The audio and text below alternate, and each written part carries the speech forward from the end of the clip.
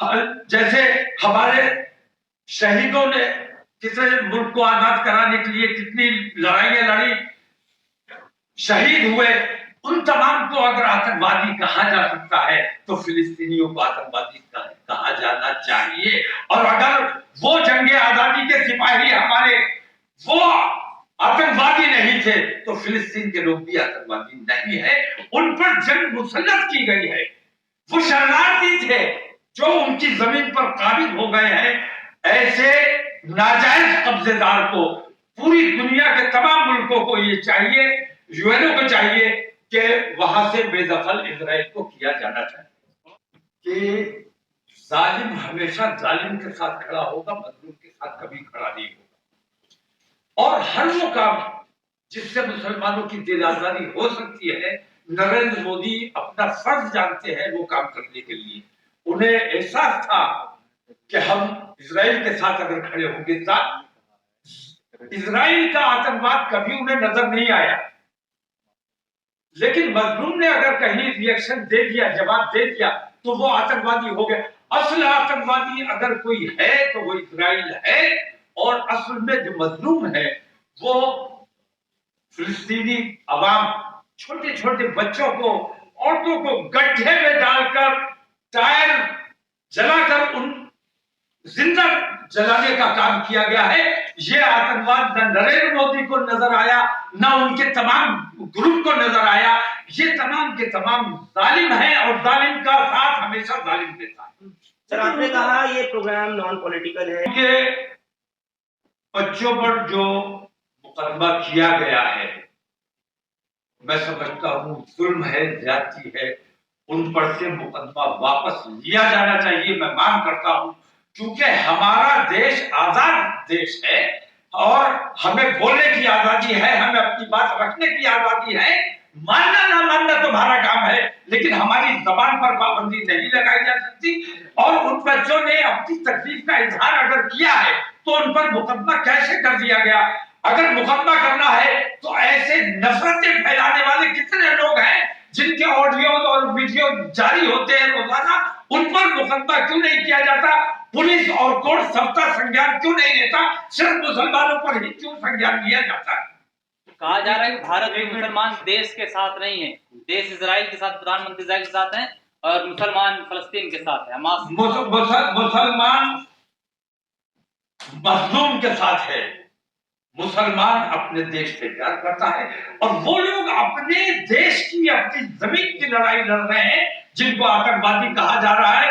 अगर हम अपने देश के लिए कुर्बानी देते हैं, जैसे हमारे शहीदों ने कितने मुल्क को आजाद कराने के लिए कितनी लड़ाइयां लड़ी, शहीद हुए, उन तमाम को अगर आतंकवादी कहा जा सकता है तो फिलिस्तीनियों को आतंकवादी कहा जाना चाहिए। और अगर वो जंगे आजादी के सिपाही हमारे वो आतंकवादी नहीं थे तो फिलिस्तीन के लोग भी आतंकवादी नहीं है।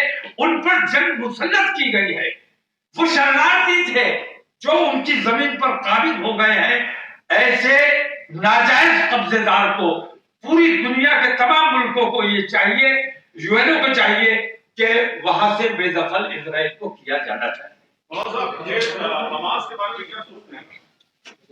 हमास के बारे में मैं बताऊं? पहले मैं अपनी अपील और कर लूं जो बाकी रह गई है। एक तो सभी लोगों से, एक ऐसी ऑर्गेनाइजेशन है जिसको इजराइल सेल्फ गवर्नेंस के तौर पे इजराइल की गवर्नमेंट, ज़ायनिस्ट फोर्सेस एक्सेप्ट करती हैं कि वो एक इलेक्टेड गवर्नमेंट है, ये गाजा। और बताइए, इसके बारे में जो नरेंद्र मोदी जी ने कहा है कि वो टेररिस्ट ऑर्गेनाइजेशन है, वो शायद उनके जो सलाहकार हैं उनको सही सलाह नहीं दे सकते हैं। अनलॉफुल एक्टिविटीज प्रिवेंशन एक्ट का एक कानून है, उसमें टेररिस्ट ऑर्गेनाइजेशन जो भारत मानता है और जो दुनिया के यूएनओ मानती है, उनकी सबकी ज्यादातर की लिस्ट है, उसमें हमास का नाम कहीं नहीं है। तो प्रधानमंत्री जी से इसीलिए हमारी हुआ ना कि वो डिग्रियां तो बहुत सारी हैं उनके पास, लेकिन समझ नहीं है उन्हें चीजों को समझने के लिए।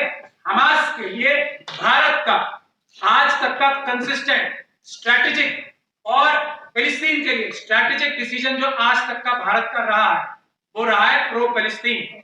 नरसिम्हा राव जो आरएसएस द्वारा स्पॉन्सर्ड प्रधानमंत्री थे, उससे पहले राजीव जी के टाइम तक जो इजराइल है उसे भारत देश रिकॉग्नाइज नहीं करता, हमारे डिप्लोमेटिक रिलेशंस नहीं थे उनसे। ये भारत की कंसिस्टेंट पॉलिसी रही है।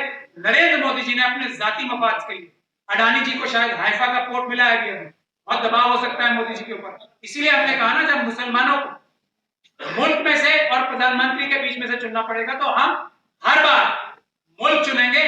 किसी के भी खिलाफ अगर मुल्क होगा तो हम मुल्क की तरफदारी करेंगे, किसी शख्सियत की तरफदारी ना हमने पहले की है ना आज करेंगे। कितनी भीड़ आपको एक्सपेक्टेड है सर? इजराइल की हिमायत की है, बिना मांगे उनको हिमायत दी है। इसके पीछे बहुत सी वजूहात हैं। एक तो उन्होंने भारतीय जनता पार्टी की रूह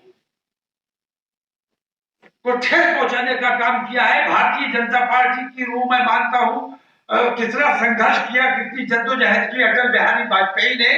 उन्होंने खड़ा किया, उन्होंने मेहनत करके यहां तक पहुंचाया। उन्होंने इजराइल की मुखालफत की, फिलिस्तीन की हिमायत की, और इन्होंने भारतीय जनता पार्टी की रूह के खिलाफ ये फैसला लिया। दूसरी बात कि इजराइल का जहां तक ताल्लुक है, पूरी दुनिया में जहां भी मुसलमान बसता है, हमें ये हुक्म है कि अपने मुल्क से मोहब्बत करो। हुब्बुल वतनी जुज़्व ईमान है, और जो अपने मुल्क से मोहब्बत नहीं करता, मैं दावे के साथ कहता हूं, मेरा मजहब मुझे यह सिखाता है कि जो अपने मुल्क से मोहब्बत नहीं करता वो सच्चा और पक्का मुसलमान नहीं हो सकता। तो हमने कभी अपने मुल्क पर बम नहीं मारा है, हमने कभी आतंकवाद नहीं किया है। मैं हाथ जोड़कर आप लोगों से इतना पूछना चाहता हूं कि वो बम जो 2014 से पहले रोजाना फटा करता था, वो बम आज कहां चला गया? वो बम अब क्यों नहीं फटता है?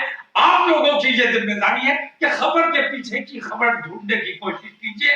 नरेंद्र मोदी ने जो इजराइल की हिमायत की है, आप जरा इसकी भी खबर लीजिए कि माननीय अडानी जी को इजराइल की सबसे बड़ी बंदरगाह दी गई है, उसके बदले में इनको हिमायत देना पड़ी है।